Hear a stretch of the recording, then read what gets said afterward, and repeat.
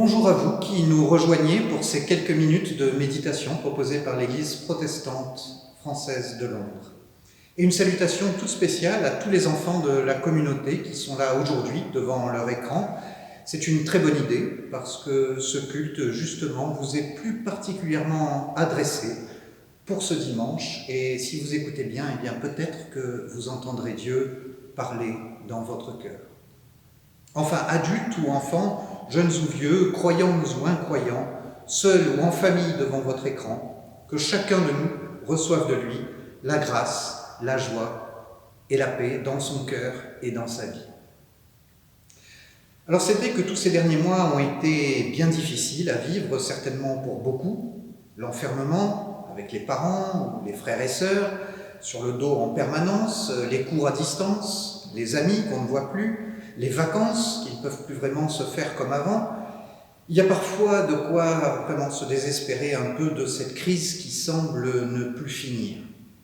Mais malgré tout ça, il y a aussi dans nos vies 1000 petites choses cachées qui, elles, vont très bien et qu'on ne voit plus à cause de ces grandes choses qui vont mal. Alors toujours pour commencer notre temps de culte, on prend le temps de s'arrêter pour dire à Dieu notre reconnaissance et notre gratitude pour toutes ces belles choses qu'il continue de faire jour après jour dans nos vies. Et cette prière d'admiration pour ce qu'il est et de reconnaissance pour ce qu'il fait dans notre monde et dans nos vies, c'est ce qu'on appelle la louange. Et cette prière d'admiration, ce matin, ce sont les enfants qui nous conduiront dans cette prière. Notre Dieu, nous voulons te dire notre reconnaissance pour ton amour pour nous. Même quand tout va mal et que nous perdons trace de cet amour dans nos journées agitées. Nous voulons te dire notre joie d'avoir pu enfin retrouver nos amis à l'école cette semaine passée. Nous te remercions de nous avoir gardés en bonne santé et d'avoir été aussi auprès de ceux que nous aimons. Tu es un grand Dieu qui nous aime et nous aide tous à grandir, à toujours mieux comprendre la vie et à devenir ce que nous sommes. Merci de nous accompagner dans nos vies et de guider nos pas de chaque jour. Nous t'adressons toute notre louange et notre reconnaissance. Amen.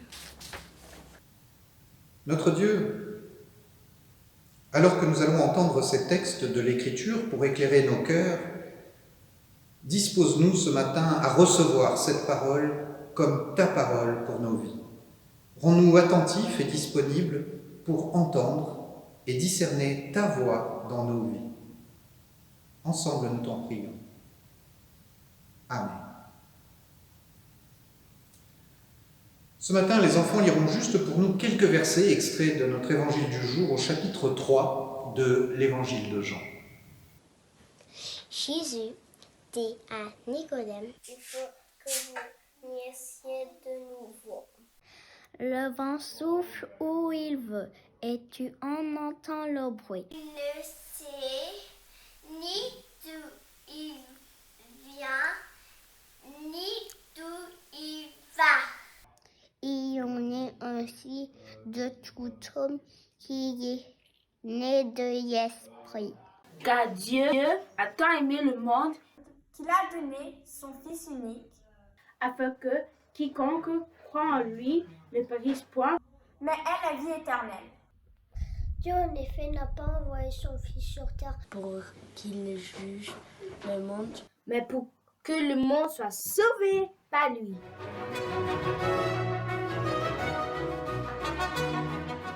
Voilà, merci les enfants pour la lecture de ces quelques versets extraits du chapitre 3 de l'évangile de Jean, de la bonne nouvelle telle que Jean l'a racontée. Une histoire qui raconte la rencontre, la discussion entre Nicodème, un religieux du judaïsme, même quelqu'un d'important, un chef de la religion juive, et Jésus. Mais avant de vous raconter cette rencontre, il faut savoir qu'à Jérusalem, les chefs religieux étaient très fâchés contre Jésus parce que juste quelques jours avant, Jésus s'était mis en colère dans le temple de Jérusalem en disant à ces chefs religieux qu'ils avaient fait de cette maison de prière, du temple de Jérusalem, une taverne de voleurs, de trafic. Ça ne leur a pas plu. Il leur disait ça parce que tout le monde s'occupait d'argent, de bêtes, d'agneaux, de vaches, de colombes, comme dans une vraie place de marché, et plus du tout comme un lieu où on vient pour vivre la prière et le recueillement. Et Jésus ne trouvait pas ça normal. Mais voilà pourquoi ces responsables religieux, en tout cas, n'aimaient pas beaucoup Jésus. Et pourtant, parmi eux, il y a un de ces chefs, lui, qui se pose plein de questions sur Dieu et qui pense que Jésus peut l'aider à réfléchir sa foi. Cet homme, c'est Nicodème. Lui, il ne veut pas se joindre au groupe des autres chefs qui condamnent Jésus. C'est un homme droit qui cherche vraiment de tout son cœur et de toute sa pensée à comprendre qui est Dieu. Alors il s'est dit comme ça, moi je veux comprendre des choses sur Dieu. Je veux savoir où il est, qui il est, à quoi il ressemble, où il se trouve. Et ce Jésus qui enseigne avec beaucoup d'autorité a l'air d'en savoir beaucoup. Alors je vais aller le trouver et le questionner. Je suis sûr qu'il a des choses intéressantes à dire qui pourraient éclairer ma manière de comprendre Dieu un peu mieux et de me faire avancer dans ma foi.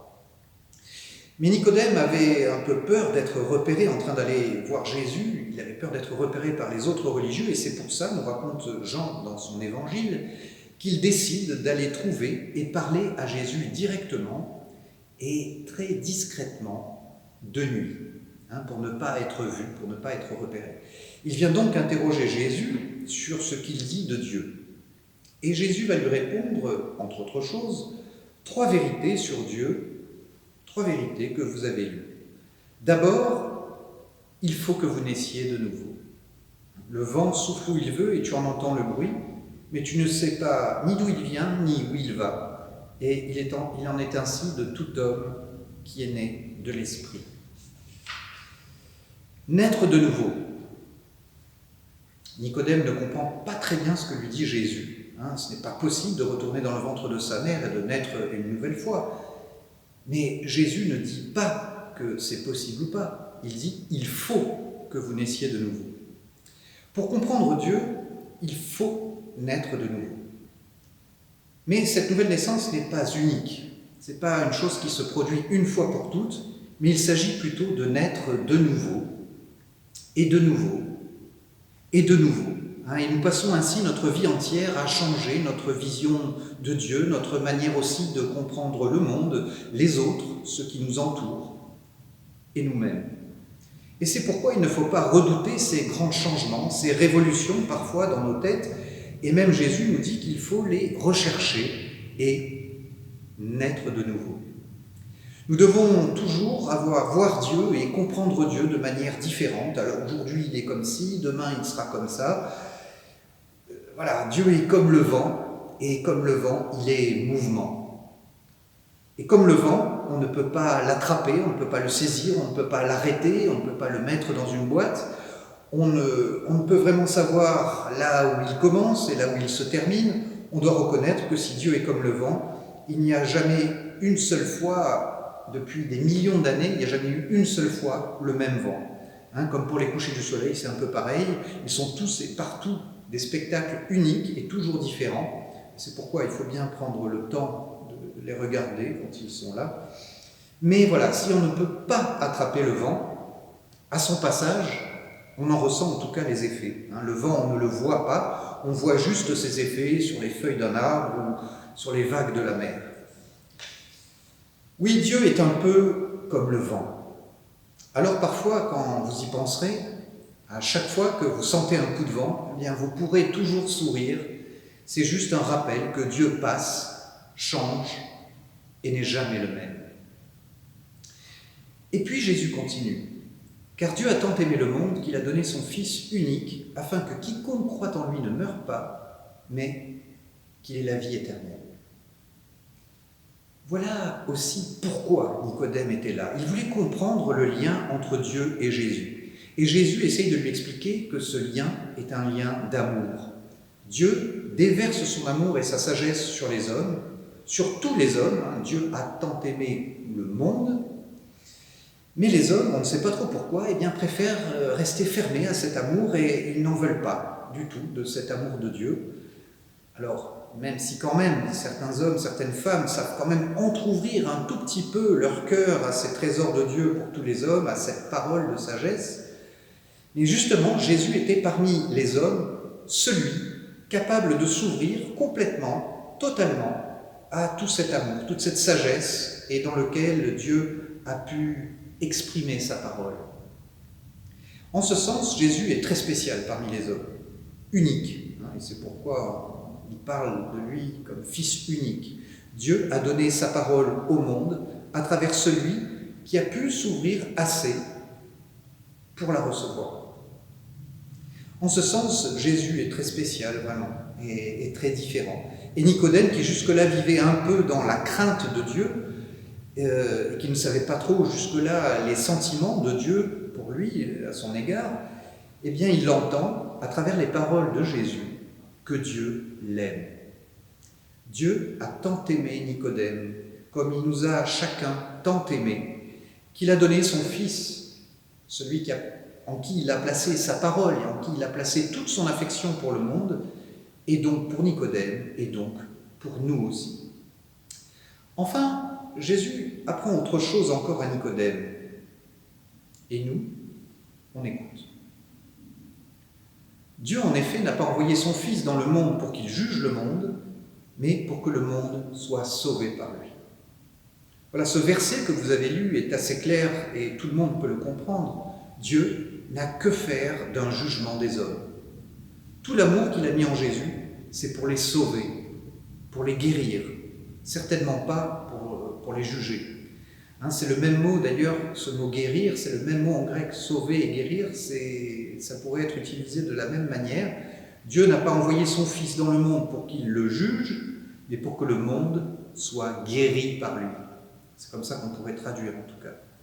Et c'est peut-être plus facile à comprendre dans cette traduction, vu qu'on a tous besoin, en permanence, d'être guéris de quelque chose. Alors pour Nicodème, qui voyait peut-être un grand Dieu, juge sur un trône quelque part dans le ciel, eh bien les révélations de Jésus vont peut-être provoquer la nouvelle naissance qui lui permettrait de voir Dieu autrement. Il découvre alors avec Jésus que Dieu est un peu comme le vent, il est insaisissable, que Dieu l'aime comme il aime le monde et le sauve. Il découvre enfin que Dieu ne le juge pas et qu'il le guérit. Voilà pour Nicodème de quoi réfléchir et il sait qu'il lui faut naître de nouveau. Alors la question maintenant qui se pose à nous est alors, que faisons-nous pour nous permettre de naître de nouveau? C'est bien de prendre le temps d'y penser. C'est déjà bien de prendre le temps de regarder ce culte avec vos parents, et ça sera d'ailleurs une occasion d'échanger ensemble et de peut-être changer votre manière de voir et de comprendre Dieu, et pourquoi pas de vivre ensemble une nouvelle naissance. Amen.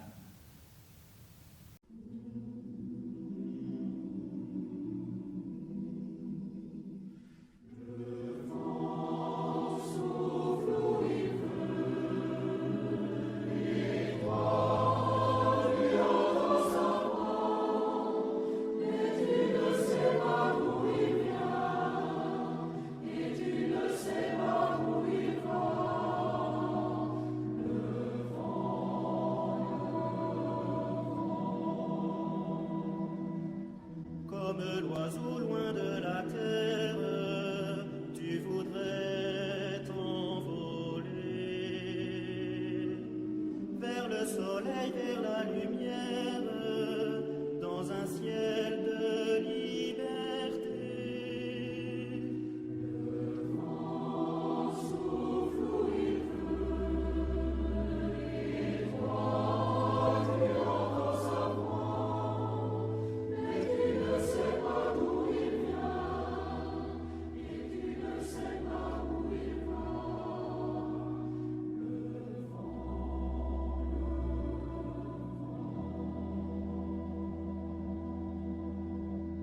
Prenons encore un temps pour prier ensemble là où nous sommes, unissons-nous par la pensée pour dire à Dieu notre intercession avec cette prière des enfants. Oui, frères et sœurs, prions. Notre Dieu, merci d'être ce Dieu qui nous accompagne ainsi dans toutes les étapes de la vie, de nos vies. Notre marche dans ce monde n'est pas toujours facile pour tout le monde, alors nous voulons te prier pour ceux dont la vie est compliquée. Nous te confions toutes les personnes malades, toutes celles qui souffrent ou qui sont très seules. Nous te prions pour que cette année passée ne laisse pas trop de traces négatives dans nos vies d'enfants ou dans celles des adultes auxquels nous pensons dans nos cœurs. Nous te prions pour que tu donnes ta sagesse aux présidentes de chaque État, de chaque pays du monde, afin qu'ils prennent les meilleures décisions pour leur peuple. Nous te prions aussi pour tous les médecins, les infirmières, pour tout leur personnel soignant qui se bat chaque jour contre la maladie et sont en première ligne dans ce combat. Merci notre Dieu d'entendre notre prière. Amen. Et avec ces paroles laissées par Jésus à ses disciples, nous disons encore à Dieu, notre Père, qui es aux cieux, que ton nom soit sanctifié, que ton règne vienne, que ta volonté soit faite sur la terre comme au ciel. Donne-nous aujourd'hui notre pain de ce jour. Pardonne-nous nos offenses, comme nous pardonnons aussi à ceux qui nous ont offensés. Et ne nous laisse pas entrer en tentation, mais délivre-nous du mal. Amen.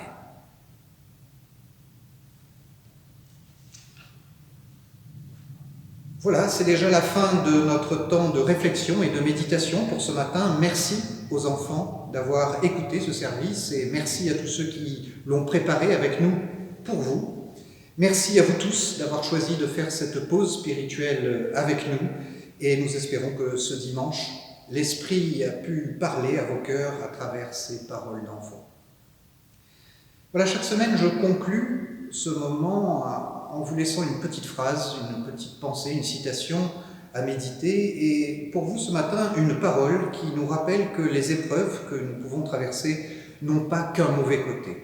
C'est une parole de Sénèque, un philosophe romain qui est né d'ailleurs la même année que Jésus, ou quelques mois après.